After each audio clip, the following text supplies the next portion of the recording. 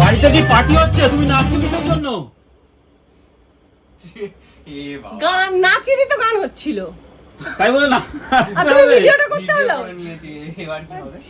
একেবারে এই ভিডিওটা পোস্ট করব, এবার ভিডিওটা পোস্ট হয়ে যাবে। এই ভিডিওটা এটা আমার প্ল্যানিংই ছিল, বাবাকে টুক করে বলে এলাম যে ভিডিওটা করে নেবে। এই ভিডিওটা কিন্তু পোস্ট করবে না। না ভালো তো, ড্যান্সটা তো একটা এক্সারসাইজের মধ্যেও পড়ে, ক্রিয়েটিভিটির মধ্যেও পড়ে। হ্যাঁ এক্সারসাইজও তো হচ্ছে।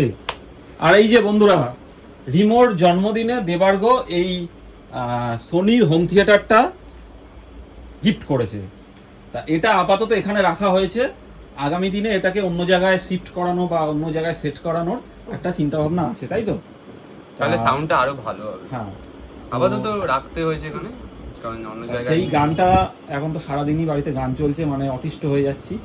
সেই সঙ্গে সুস্মিতাও তাল দিচ্ছে, অলরেডি ড্যান্স করতেও শুরু করে দিয়েছে, তোমরা দেখলে। তা এই ভিডিওটা কিন্তু পোস্ট করবে না, সামনে কি হয়েছে, ড্যান্স করেছে তো ঠিকই আছে, তাতে এটা তো ভালো।